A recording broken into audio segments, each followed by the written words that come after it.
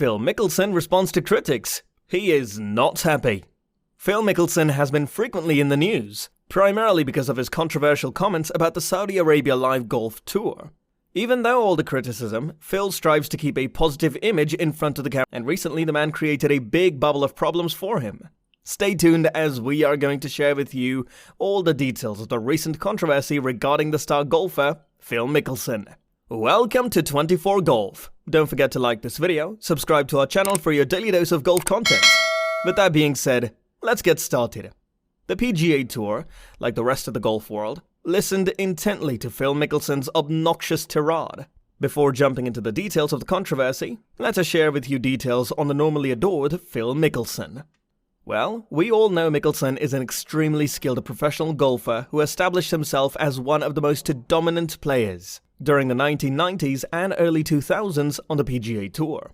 Mickelson is one of the only 17 golfers in history to have won 3 of the 4 majors, except for the US Open, where he finished runner-up on a record 6 times. He has won every major.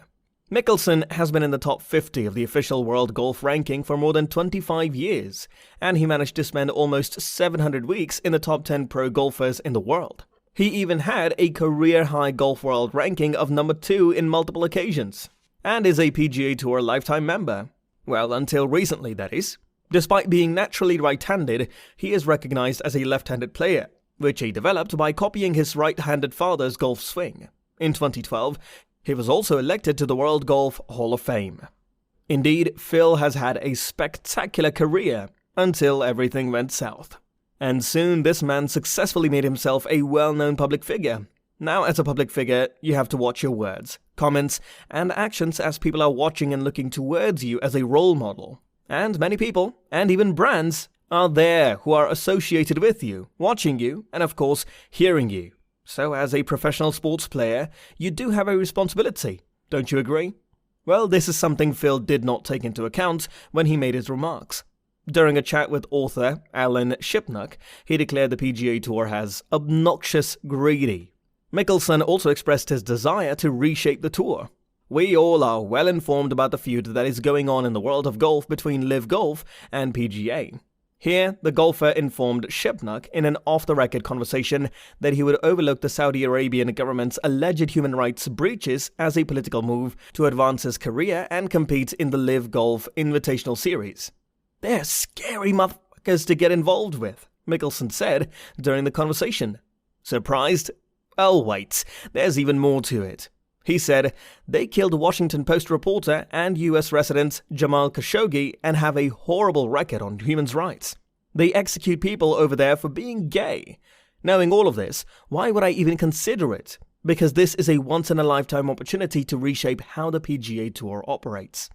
Though he made this statement off the record, as soon as it caught the attention of everyone, he wrote an apology statement from his side, where he also shared his thoughts on not participating in pro golf. Mickelson wrote, "Used words that do not reflect my true feelings or intentions. It was reckless. I offended people, and I am deeply sorry for my choice of words." Before the apology, Mickelson also blasted the PGA Tour's compensation system in the interview.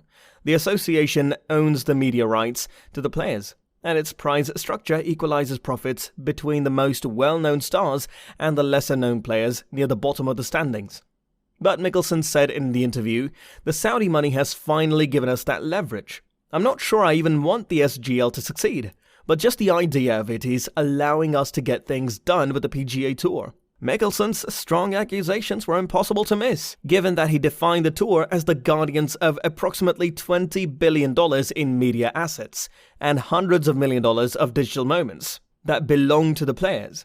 Mickelson's words may have been intended as a warning shot, but they fell like a mortar shell at tour headquarters. He essentially accused Ponte Vedra executives of stealing players' hard-earned money and diluting it, if it ever made it to their pockets at all.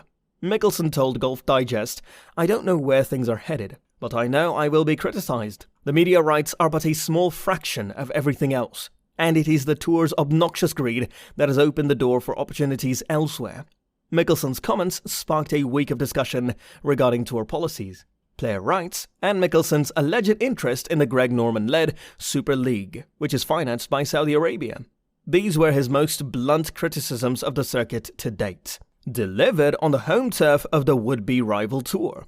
The shocking remarks have caused consternation in the professional golf community, and now many responses are coming in regarding to his comments by fellow golfers, some backing Phil and some speaking out against him. Tiger Woods told reporters at Southern Hills that he hasn't been in touch with or spoken to Mickelson since the player retired from golf after making some inflammatory comments about the PGA Tour. Woods said, "I have not reached out to him, I have not spoken to him. A lot of it has nothing to do with, I think, personal issues. It was our viewpoints of how the tour should be run and could be run, what players are playing for, and how we are playing for it. I have a completely different stance on that, so no, I have not."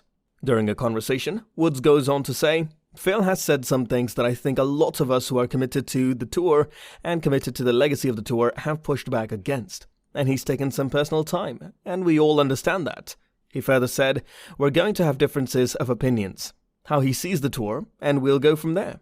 Nonetheless, Woods acknowledged Mickelson would be missed at the tournament, where he created history last year, and described his fellow athletes as a big draw for the game of golf.